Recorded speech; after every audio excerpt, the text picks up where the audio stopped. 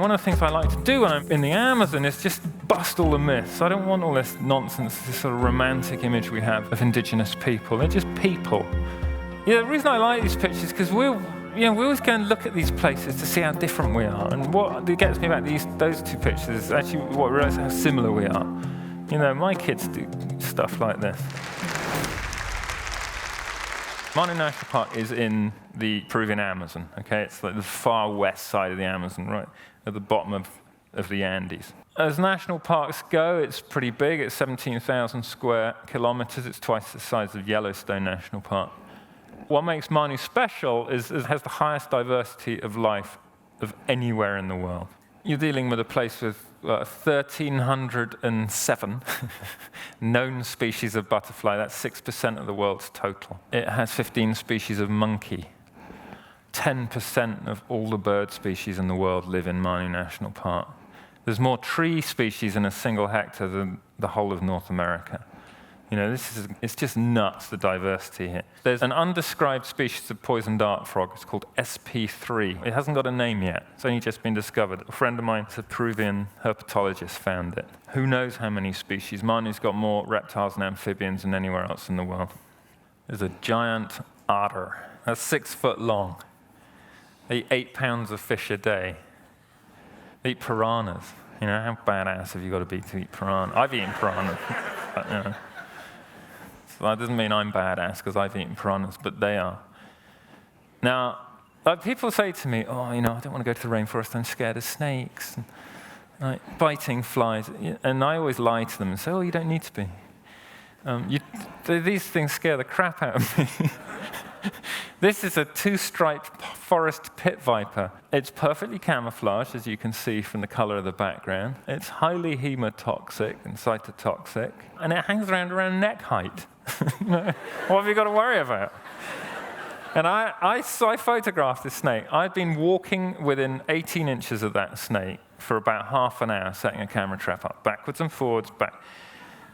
And my friend Lex just suddenly freaked and just shouted, and they call them Lora Machaca, that's the local name. Right, and our hearts were going crazy because we'd just been, and then so every time we went near it, it would contract, ready to strike, and it can almost strike its body length. That thing gets you in the net, you're going to be dead in 25 minutes. This is called a cock of the rock. This is a super cool bird. I love these birds. If you can't work it out, you can just see the bottom of its beak poking out. Yeah?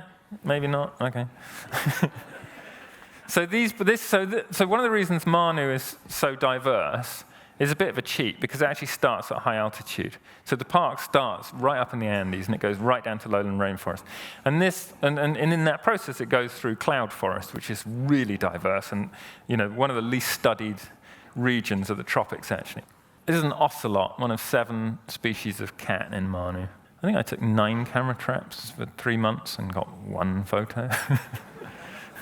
I'm clearly not doing very well. Anyway, so these are, I guess, what you imagine when you think of people of the forest. These are, I guess, what's slightly miscorrectly termed uncontacted Mashkapiro Indians. Uncontacted in the sense that they have almost no contact with modern Western civilization.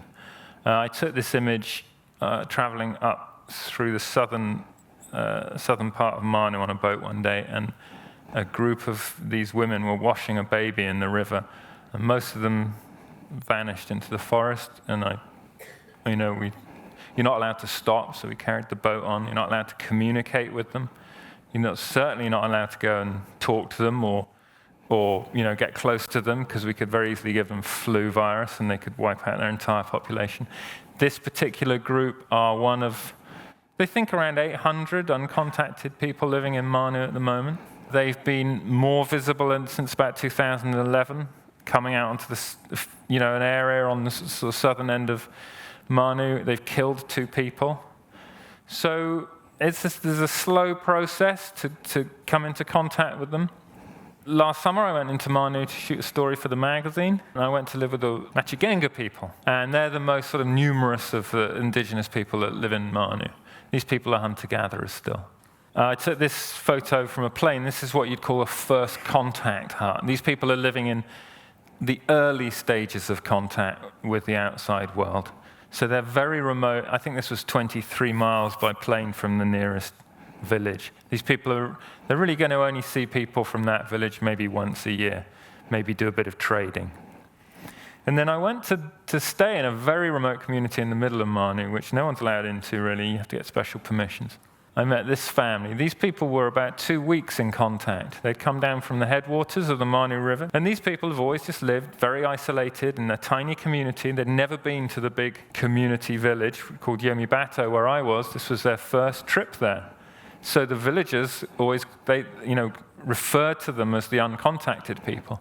And they'd come there and they'd get machetes, metal tools, which are the most important thing in the world to them. So it was really interesting meeting them and photographing them. And as a photographer, you want to go and hang out and shoot people as they are and shoot them relaxing. And really, you want to be invisible. But with these guys, that was impossible. I said to them, have you ever seen a white guy before?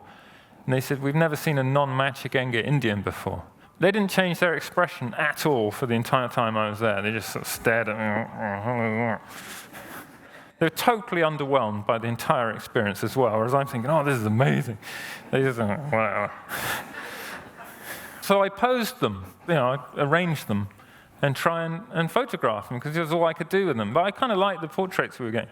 And I lived in the community, and one of the things I like to do when I'm in the Amazon is just bust all the myths. I don't want all this nonsense, this sort of romantic image we have of indigenous people. They're just people.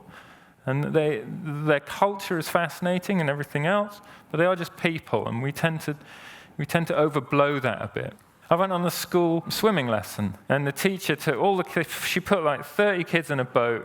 She directed everyone with this enormous carving knife. She crossed the river, got out the boat, and then just buggered off into the forest on her own to cut guavas or something. And all the kids just went swimming. That was the swimming lesson. I thought, this is the way to live, isn't it? This is Yoina. Every day, she would walk past our camp with her saddleback tamarin, which is that gremlin on her head. And that was her toy. And she'd take it swimming, and it just absolutely hated water. It was just this protracted, awful experience for it, going in the water. And all it wanted to do was get onto her head. So I said, can I take your picture? And if you want. She was sort of right, whatever. So for 3 days, I took every day that Yoina went swimming, I'd take this picture of her with this thing on her head. This is eventually what happened. And her story is very sad. I don't want to bring her down on it, but I'll tell you her story. After this picture was taken, the monkey died when a pot of boiling water fell on it. Her mum died in childbirth. She now wanders around with her sister, who's called Grace Kelly. I have no idea why. And you can see in this picture, she's got so many headlights, so she's shaved all her head off. So just in the few months since I took this picture, her entire life and world has completely changed. I wanted to photograph the education system.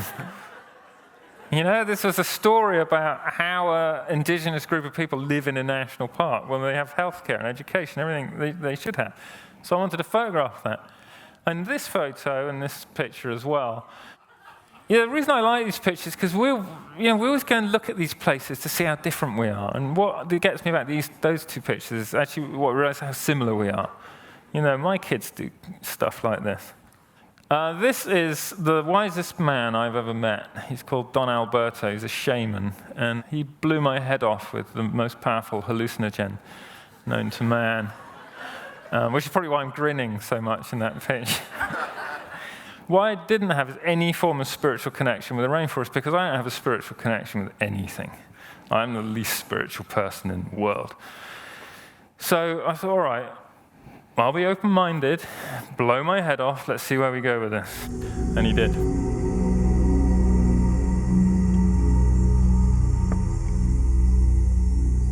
According to Western science, ayahuasca activates parahippocampal areas of the brain that are involved in processing emotion and memory. Don Alberto describes how forest spirits will talk to Charlie in a dream and show him his true path.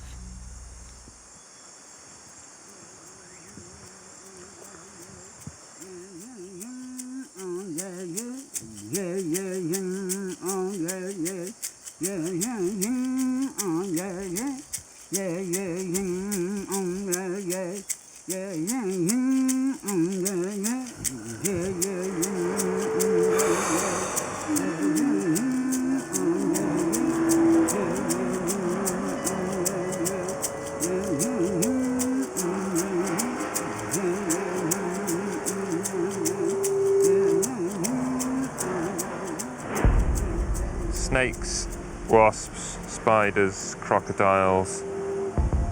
There were a lot of animals in the visions, but the only ones giving me messages were actually the rainforest animals.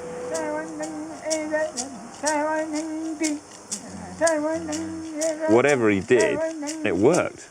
It really worked.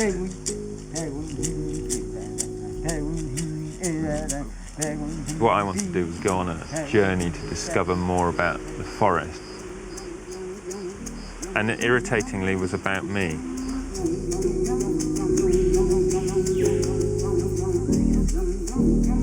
The understanding of myself and being given this understanding by the creatures of the forest was the most enlightening and profound experience I've ever had. It absolutely blew me away. So a few years later, do I feel the same? No, I just feel more confused about spirituality than I was before. But I did see the forest spirits in my visions, and I was out for 3 hours. I saw a world made of toffee Lego at one point. I saw all kinds of stuff. I had a whole world of nice frogs on that side and nasty frogs on that side. I was kind of rolling between, and then they were filming me, as you saw, and when they talked to me, because you're sort of you have a conscious level as well. So I was talking, and I was watching these blue words coming out of my mouth and going into the lens. And then at one point, I was flying over the Shetland Islands, and looking down on it, and it was crazy. One thing about ayahuasca, that drug, I've got to tell you, right? It's made out of a vine. They pound this vine, and they mix it with a leaf, right? If you boil it for like a day, this pounded vine, and if you drink it, it does nothing. You have to mix it with a specific species of leaf in order for your body to really metabolize it, for it to do its thing. Well, that's great, isn't it? There's 17,000 species of wooded plant there. Now, how did they figure that out? That always just blows my mind. How did they figure it out? Pound that up, boil it for a day. They didn't have Jamie Oliver or the Barefoot Contessa, did they? Put those leaves in it, mix it up, it's going to blow your head off. Mind blowing.